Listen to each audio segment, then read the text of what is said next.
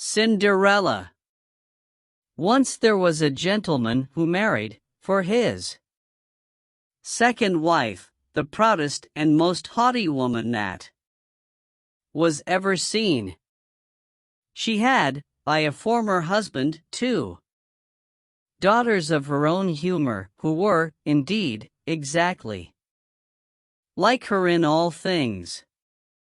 He had likewise, by another wife, a young daughter, but of unparalleled goodness and sweetness of temper, which she took from her mother, who was the best creature in the world. No sooner were the ceremonies of the wedding over but the mother-in-law began to show herself in her true colors.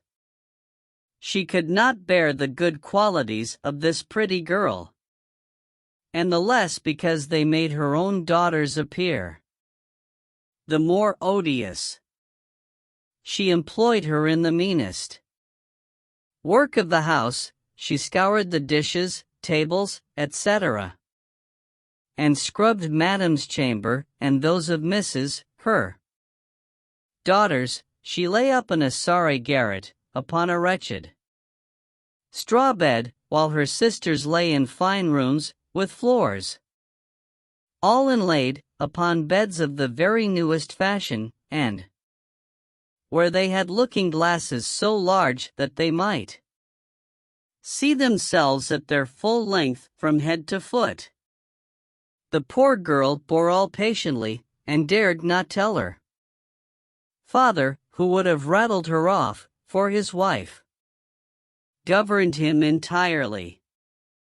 When she had done her work, she used to go into the chimney corner, and sit down among cinders and ashes, which made her commonly be called Cinder Wench, but the youngest, who was not so rude and uncivil as the eldest, called her Cinderella. However, Cinderella, notwithstanding her mean apparel, was 100 times handsomer than her sisters, though they were always dressed very richly. It happened that the king's son gave a ball, and invited all persons of fashion to it. Our young misses were also invited, for they cut a very grand figure among the quality. They were mightily delighted at this invitation, and wonderfully busy in choosing out such gowns, petticoats, and head clothes as might become them. This was a new trouble to Cinderella, for it was she who ironed her sisters' linen, and plaited their ruffles. They talked all day long of nothing but how they should be dressed. For my part, said the eldest, I will wear my red velvet suit with French trimming.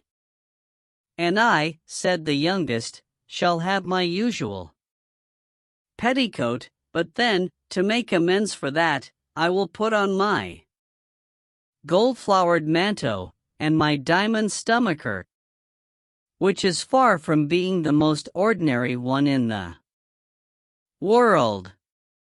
They sent for the best tire-woman they could get to make up their headdresses and adjust their double pinners. And they had their red brushes and patches from Mademoiselle de la Poche. Cinderella was likewise called up to them to be consulted in all these matters, for she had excellent notions, and advised them always for the best, nay, and offered her services to dress their heads, which they were very willing she should do. As she was doing this, they said to her, Cinderella, would you not be glad to go to the ball? Alas, said she, you only jeer me. It is not for such as I am to go thither. Thou art in the right of it, replied they. It would make the people laugh to see a cinder wench at a ball. Anyone but Cinderella would have dressed their heads awry, but she was very good, and dressed them perfectly. Well, they were almost 2 days without eating, so much were they transported with joy. They broke above a dozen laces in trying to be laced up close, that they might have a fine slender shape, and they were continually at their looking glass. At last the happy day came. They went to court, and Cinderella followed them with her eyes as long as she could, and when she had lost sight of them, she fell a-crying. Her godmother, who saw her all in tears, asked her what was the matter. I wish I could, she was not able to speak the rest, being interrupted by her tears and sobbing. This godmother of hers, who was a fairy, said to her, "Thou wishest thou couldst go to the ball, is it not so?" "Why, yes," cried Cinderella, with a great sigh. "Well," said her godmother, "be but a good girl, and I will contrive that thou shalt go." Then she took her into her chamber, and said to her, "Run into the garden, and bring me a pumpkin." Cinderella went immediately to gather the finest she could get, and brought it to her godmother, not being able to imagine how this pumpkin could make her go to the ball. Her godmother scooped out all the inside of it, having left nothing but the rind, which done, she struck it with her wand, and the pumpkin was instantly turned into a fine coach, gilded all over with gold. She then went to look into her mousetrap, where she found 6 mice, all alive, and ordered Cinderella to lift up a little the trapdoor, when, giving each mouse, as it went out, a little tap with her wand, the mouse was that moment turned into a fine horse, which altogether made a very fine set of 6 horses of a beautiful mouse-colored dapple gray. Being at a loss for a coachman, "I will go and see," says Cinderella, "if there is never a rat in the rat trap, we may make a coachman of him." "Thou art in the right," replied her godmother, "go and look." Cinderella brought the trap to her, and in it there were 3 huge rats. The fairy made choice of one of the 3 which had the largest beard, and, having touched him with her wand, he was turned into a fat, jolly coachman, who had the smartest whiskers eyes ever beheld.